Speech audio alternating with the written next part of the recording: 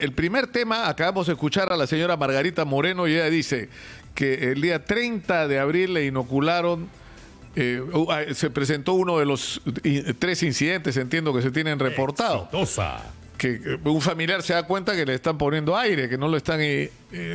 la técnica le pide disculpas, le pone la dosis, ellos reportan estos hechos y sin embargo no pasa nada hasta el día de ayer en que aparece otro caso. O sea, han pasado 11 días antes de que se produzca una reacción de quienes sí sabían que había ocurrido algo irregular. Bien, mira, en primer lugar, lo que debo hacer es reafirmar que el Ministerio está haciendo un proceso de investigación, la verdad, bastante rápido, porque mañana mismo vamos a presentar los resultados de la indagación que se está haciendo a través de la Dirección de Inmunizaciones, ¿no? También es bueno ubicar las cosas, Nicolás, en su justa dimensión. Nosotros hemos empezado un proceso de vacunación y vamos como 2.200.000 vacunaciones. Entonces, se tratan de casos ciertamente aislados. La investigación dirá si se trata de un error humano o si hay una intención distinta, digamos, en el proceder o en los hechos que han sucedido en estos 3 centros de vacunación. Pero además es bueno saber un poco cómo es el protocolo y cuáles son las medidas de seguridad que existen para evitar situaciones que se concreten, situaciones de ese tipo, ¿no? No solamente que el protocolo indica que hay que mostrar y además que esto es en un espacio público. Si tú te has dado cuenta, todos nuestros centros de vacunación son abiertos a la gente y a la prensa en general. O sea, todo el tiempo están los reflectores puestos en el proceso de vacunación. Todo el mundo toma una foto de su vacunación, lo filma y eso, precisamente esa situación es la que permitió que los familiares vean que hay un hecho que es irregular y por lo tanto lo han alertado. Pero además hay un tema que hoy en un enlace que se hizo desde el cono Exitosa. con una de nuestras direcciones de salud, se mostró no solo el funcionamiento, sino el tipo de jeringa que usamos. Y es una jeringa retráctil que cuando está vacía impide que baje digamos, el tamponcito ese que tiene y por lo tanto ya si el familiar no se da cuenta, el propio enfermero, la propia persona notaría que no está inoculando, ¿no? Entonces hay un conjunto de cosas en esta vacunación en particular, incluso tecnológicas, simples pero tecnológicas, que impiden que ocurran casos de este tipo, ¿no? Y también las investigaciones dirán si se trata de un error humano, si es un tema de agotamiento, que también algunos profesionales... Claro, pero, o sea, error humano podría ser que el cartucho tiene, el cartucho tiene 6 dosis, ¿no es cierto, Arturo? O sea, y puede producirse el error. El frasquito tiene 6 dosis y luego tienes la jeringa, que es la que entra acá al vial para sacar 6 dosis. De acuerdo, entonces puede producirse el error... Ya, pero también puede ocurrir lo que ha pasado en otros países. Me parece que en Brasil, yo veo montones de noticieros de todo el mundo y se me cruzan por ratos unos con otros, pero me parece que fue en Brasil donde se descubrió que había una especie de mafia que no vacunaba a la gente, registraba como vacunada, se quedaba con las dosis y luego las comercializaba, ¿no? Entonces, para hacer un sistema como paralelo ilegal de vacunación. Sí, lo que sí puedo decir con claridad, Nicolás, en el caso peruano eso no ocurre.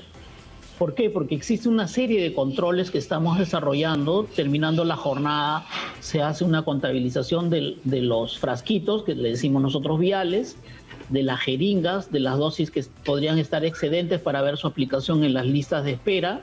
Se cuentan las jeringas. Exitosa. Entonces hay de las jeringas que rezan y por lo tanto no hay forma de hacer un tráfico de vacunas por todos los controles que existen. Además, debe saber la población que nadie se podría llevar una vacuna en una jeringa porque, digamos, no llegaría a su destino, porque llegaría totalmente, digamos, inútil, ¿no? Porque hay una cadena de frío que tiene que custodiar la efectividad de la vacuna. Entonces, todas esas cosas te llevan a en todo caso, Arturo, dos cosas. El día de mañana ustedes van a reportar si fue un error humano o si fue un asunto de mayor gravedad, que podría ser que alguien que ha pretendido quedarse con alguna dosis. bajo no se sabe qué método. Pero lo más importante en este momento es darle a la gente la tranquilidad de que lo están vacunando efectivamente. ¿Cuál es la recomendación que le darías tú a la gente, Arturo? A la gente que se va a vacunar. Mira, Nicolás, y para todos los oyentes del programa, que son muchos, primero, nosotros tomamos la determinación de hacer vacunación territorial en espacios públicos, o sea, nuestros centros de vacunación son espacios públicos, son abiertos, totalmente visibles, no es un consultorio que uno cierra la puerta y te vacunan, no.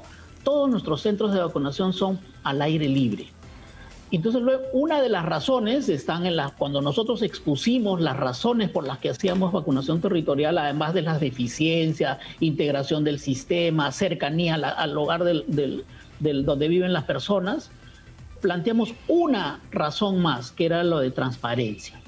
O sea, entre las cosas que nosotros sustentan la vacunación territorial es que permite una mayor transparencia, un mejor control para que nadie se salte la cola y evitemos irregularidades. Exitosa. Va la Defensoría, va la Fiscalía de Prevención del Delito a muchas de las experiencias de vacunación, va la Superintendencia Nacional de Salud, va la prensa, entonces todos los reflectores están puestos ahí. Claro, pero en todo caso, sepa eso, ¿no? Si te vas a vacunar, dice, señorita, caballero, me enseña por favor lo que me va a aplicar y ya listo, ahora me la pone. Es el mecanismo más fácil de control.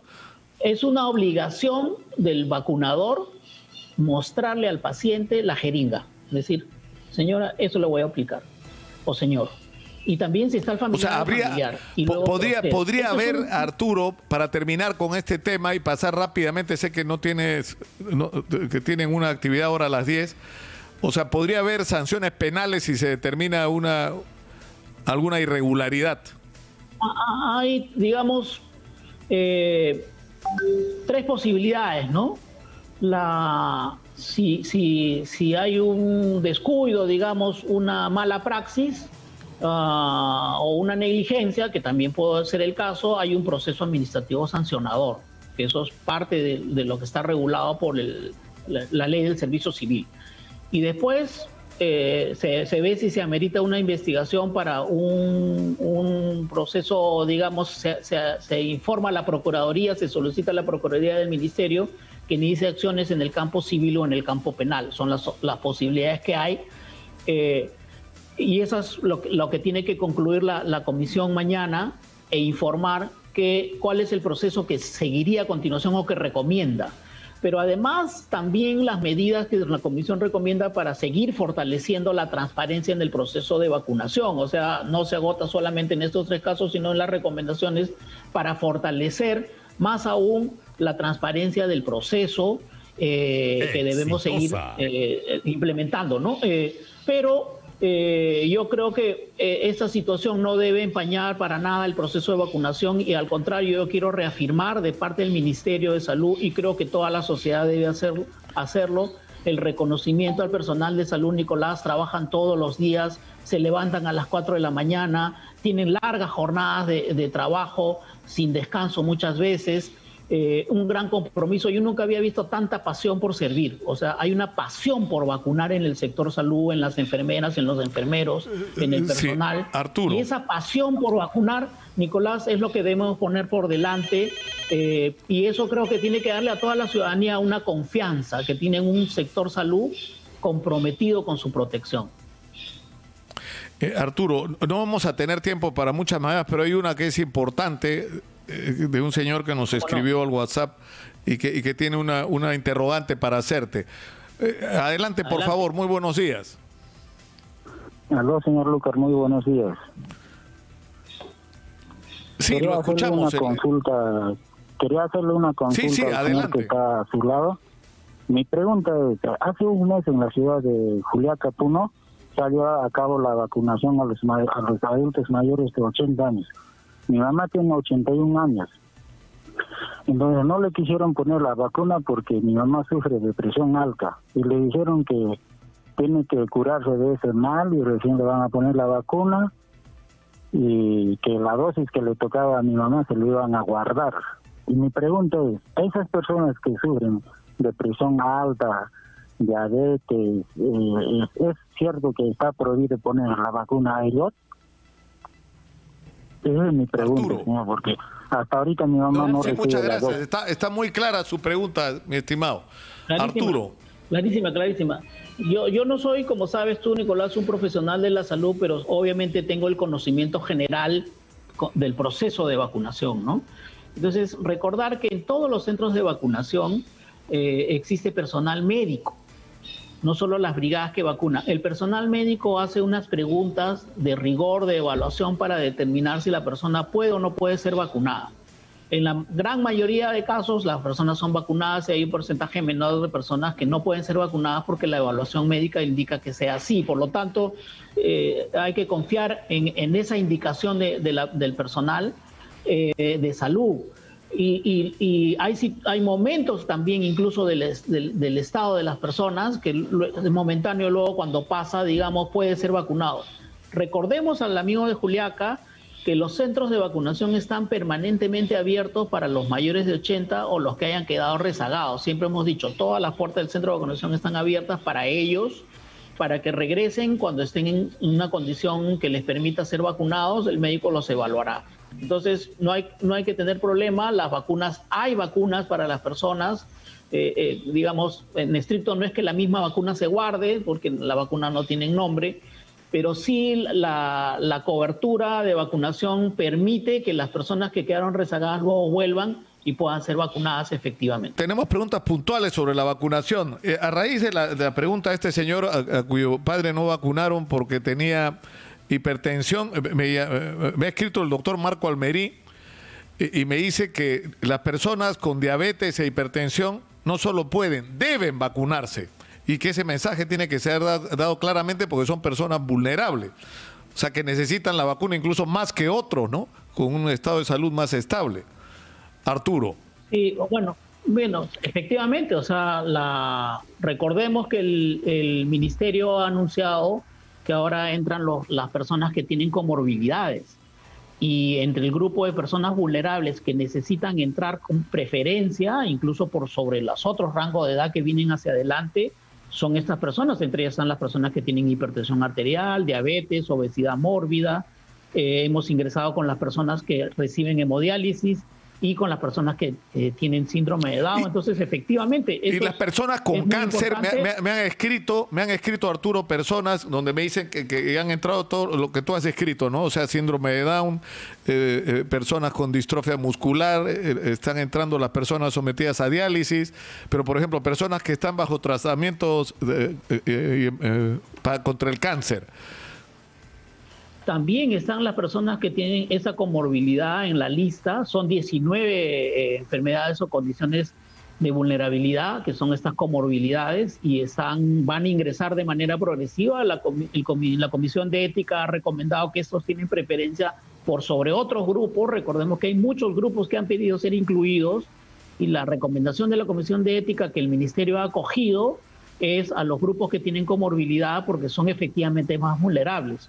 Como dice el doctor que has consultado, no solo pueden, sino que deben. Sino que lo que ocurre es que cuando una persona va a un centro de vacunación, lo evalúa un médico. Y el médico evalúa la condición que tiene y determina si esa persona puede o no puede ser vacunada en ese momento. Y eso es un acto médico, porque estás entrando en contacto para ser evaluado, y es una gran ventaja que tengamos eso en todos los centros de vacunación y en el protocolo, que nadie se puede vacunar si no tiene esa revisión previa para asegurar que la vacuna no le va a producir una situación que atente contra su salud. Por eso es que no tenemos, si tú te has dado cuenta, efectos adversos graves. O sea, no hay efectos adversos graves porque estamos teniendo la rigurosidad suficiente para evitar esos problemas de salud. Entonces, eso debe reafirmar tanto en el amigo de Juliaca como en las otras personas que tienen esas inquietudes, de que estamos tomando el cuidado suficiente. Y además viene ahora el tema de la vacunación de todos los grupos que tienen alguna comorbilidad.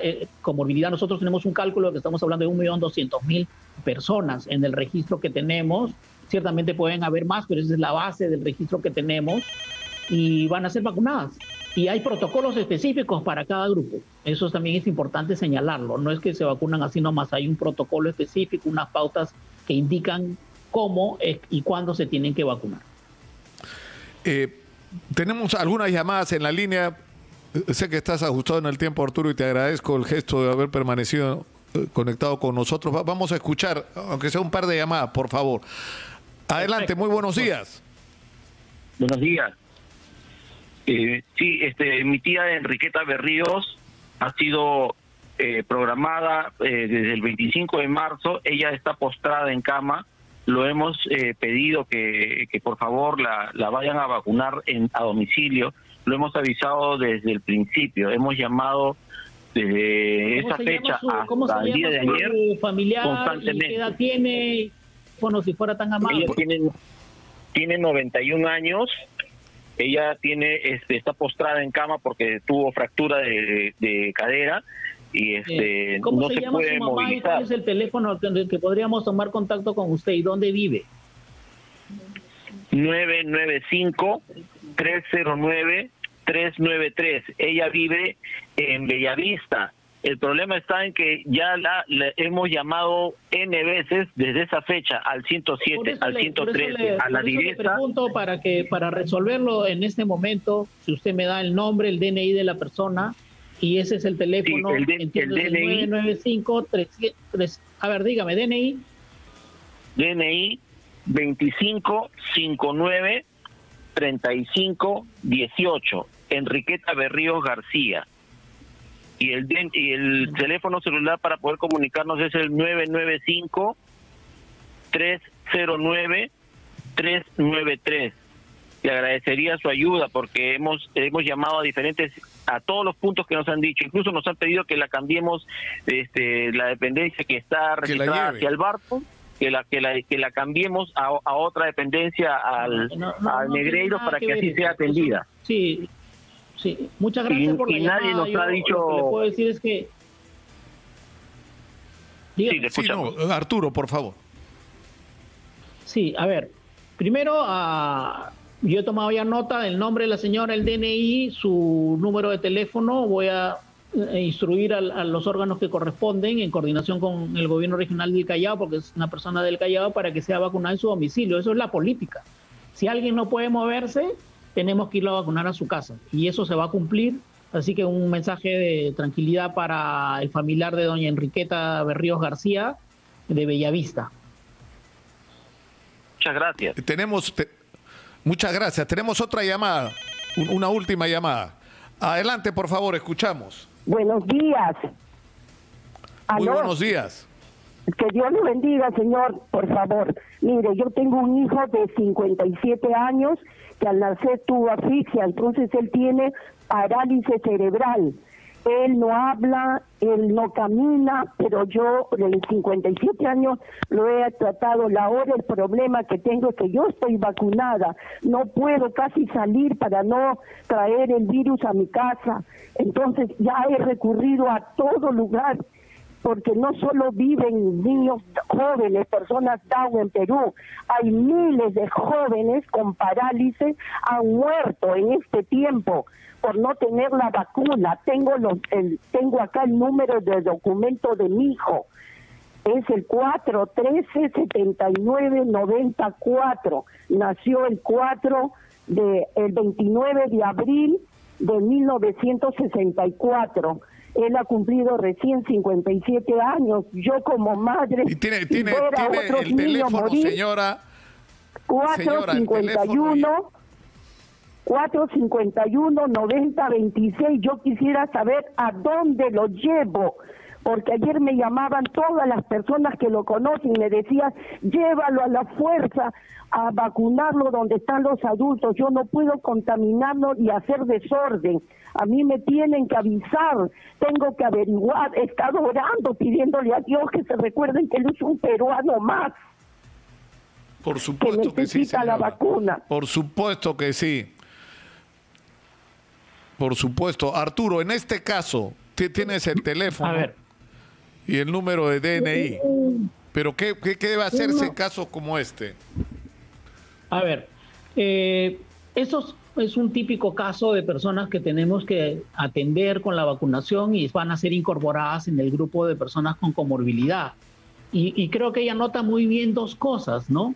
Ella no puede exponer a su hijo llevándolo ni promover el desorden. Creo que esta ciudadana está muy bien ubicada digamos, tiene unos conceptos muy firmes de lo que debe ser el comportamiento, digamos, en una sociedad, y nosotros tenemos que corresponder a eso. Entonces, el ministerio va a anunciar cómo va a ser el proceso en las siguientes semanas, porque efectivamente no se trata de que todo el mundo vaya ahora de manera indiscriminada. ¿Por qué? Porque cada grupo de comorbilidad requiere un tratamiento específico. Algunos pueden ser vacunados en centros de vacunación territorial, como en el caso de las personas con síndrome de Down, que se integran a la sociedad y acuden normalmente. Eso hemos visto desde ayer. Es fascinante ver cómo ellos se integran a la sociedad y en esa medida, en un centro de vacunación, pueden vacunarse, ¿no? Hay otros casos que no son así, que requieren una vacunación domiciliaria o una vacunación en servicio, entonces, y un protocolo específico. Entonces, en el caso de esta señora, el ministerio va a anunciar de manera pública cómo va a ser el tratamiento de estos casos y se va a anunciar de tal manera que no haya duda y haya claridad para todos sobre cómo se van a atender cada caso de comorbilidad que tenemos en el país, tanto en Lima como en regiones. Una pregunta final, Arturo. Es decir, ¿cómo no? Se está vacunando personas mayores de 70 años y se está agregando a las personas con comorbilidades. ¿Cuándo empieza la vacunación para las personas mayores de 60 años? Cuarta semana de mayo, como comentamos en anteriores oportunidades. Estamos ya organizando la programación de esa para subirla, pongo el hombro, y pronto habrá una sorpresa anunciando, digamos, el día exacto que iniciamos, y vamos a hacer la programación de más o menos un mes, ¿no? Un mes, mes y medio, hasta hacia julio, porque es un grupo más grande, y vamos a poder dar la buena noticia a todas las personas de base 6 cuando empiece esa vacunación. En paralelo con las personas que tienen comorbilidades, haremos un cronograma más claro de todos estos grupos, y si van llegando más vacunas iremos ampliando el espectro de los grupos, y después dejaremos una programación también para fin de año, ¿no? Ese es un poco el compromiso que tenemos. Estamos trabajando duro para eso y creo que vamos a poder dar mejores noticias y buenas noticias al público. Yo creo, Arturo, finalmente que lo que hacemos contigo todas las semanas es importante. La gente tiene muchísimas preguntas, muchísimas interrogantes, y hay que abrir todos los canales de información que sean posibles para que la gente, digamos, sepa qué hacer, ¿no es cierto? Sepa qué atenerse y se maneje esto. Nosotros somos críticos, Arturo, cuando hay que serlo. Nosotros no somos gente que andamos criticando por las puras, sino cuando creemos que lleva razón la crítica. Y así como hemos criticado la ineficiencia que ha habido en el proceso de adquisición de vacunas durante demasiado tiempo y el hecho de que hemos llegado tarde, lo que hay que reconocer es que se están haciendo cosas que debieron hacerse hace rato, pero bueno, lo importante es que se están haciendo. El Ministerio de Salud, Nicolás, está a disposición de tu público, y por supuesto tienes nuestro compromiso para estar todas las semanas en el programa el mayor tiempo que sea posible, porque esas llamadas, aunque no lo crea mucha gente, marcan la diferencia, porque te permiten tener un contacto con la realidad adicional al que ya tenemos al estar en campo, sentir un poco la preocupación de la gente. Yo creo que si un funcionario no siente la ansiedad, la angustia, la pena de la gente y no la escucha, no puede hacer bien su trabajo. Entonces, salir a la prensa, hablar con la gente y con los periodistas es parte de las responsabilidades que tenemos los funcionarios. Cuenta con nosotros para eso, particularmente también conmigo. Y sí le debo decir a la población, Nicolás, que el sector, cuando hablo del sector, hablo del MINSA, de salud, la sanidad, los gobiernos regionales, las municipalidades, incluso tienen una pasión por servir y una pasión por vacunar que es extraordinaria. La gente trabaja mucho, Nicolás, estamos trabajando mucho, durmiendo poco, pero lo hacemos con una gran convicción. Entonces, como han dicho varios representantes de entidades de salud estos días, de los colegios profesionales y de gremios, hay que hacer un reconocimiento al personal de salud que está vacunando, a las brigadistas, a los brigadistas, al personal médico, que va a los centros de salud, a los centros de vacunación para vacunar. Y atender a la gente y ver cómo resolvemos los problemas es parte de lo que comentábamos la otra vez. La vacunación es una oportunidad para comportarnos como una sociedad de iguales, ¿no? Sin privilegios, sin cortes de camino. Y también esto es un llamado también para las instituciones que a veces piden que se vacune a sus grupos y tenemos unos criterios para ir incorporando a las personas. Entonces, lo estamos siguiendo, creo que hasta ahora vamos bien. Esas reglas en principio se están cumpliendo y por lo tanto, digamos, creo que podemos tener confianza en un proceso que se está organizando no solo con pasión, sino también con cerebro. Entonces, estamos avanzando a la orden cuando necesites tú y tu público.